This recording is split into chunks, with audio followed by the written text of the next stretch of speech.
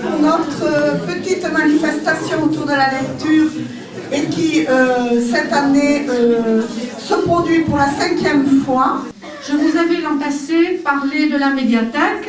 Eh bien, la médiathèque, bon, n'est pas encore construite, bien sûr, mais nous en sommes à la programmation du projet. Je suis vraiment très heureux, j'y songeais là, parce que lorsque j'étais plus jeune, je regardais avec beaucoup de distance là, souvent ces prix Goncourt. Vous vous souvenez sans doute à la télévision, c'était à midi, où vous aviez avec tous les journalistes, la télévision, etc., la proclamation du prix Goncourt. Et bien là, nous allons avoir des proclamations du prix Lecture Lormont. Nous sommes ici dans ce hall de l'espace culturel et c'est presque aussi bruyant que les salons qui rassemblent traditionnellement les jurys qui, après avoir longuement réfléchi, proclament le prix Goncourt ou le prix Renaudot. On a adoré le titre, Timek. La 7e fois pour le prix de lecture de Lormont. Le vainqueur est... Safari en sous-sol. Safari en sous-sol. Merci d'être venus si nombreux. C'est la 8e fois que nous nous réunissons pour ce fameux prix de lecture de Lormont.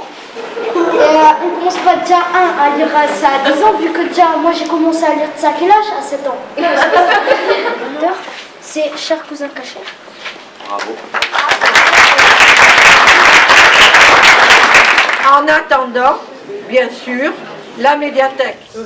De février à juin, nous sélectionnons parmi la production éditoriale des titres qui nous paraissent intéressants et nous les proposons aux enseignants et pour faire une sélection définitive qui intervient au mois de juin. Donc il y a la phase septembre, fin décembre, début janvier est une phase de lecture et après au sein de chaque établissement il y a un choix qui est fait, proposé aujourd'hui, c'est-à-dire le jour de la proclamation et qui est défendu par 2 élèves de chaque établissement. La caca c'est là. Merci beaucoup. En tout cas, bravo pour ce travail d'aujourd'hui. Et pas trop de télé.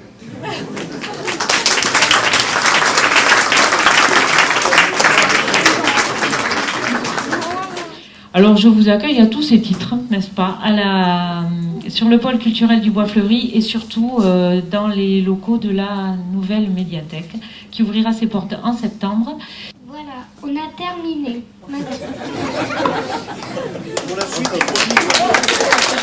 Pour proclamer la 12e édition des prix Bois Fleuri. Ainsi, petit à petit, rentrer dans des espaces de découverte, de plaisir, et petit à petit, le livre peut devenir et doit devenir leur ami.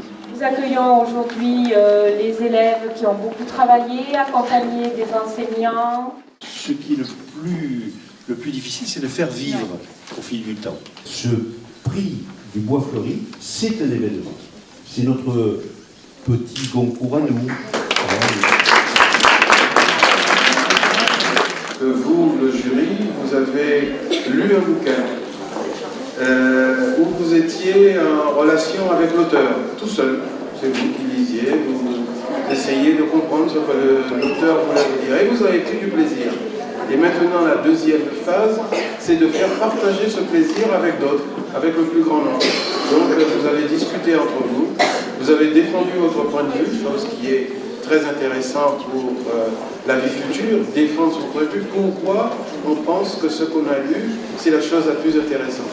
Tous les livres sont très lus, les enseignants sont très partie prenante. Ce projet est le fruit d'un gros travail dans les écoles, les collèges, les lycées, en partenariat avec la médiathèque.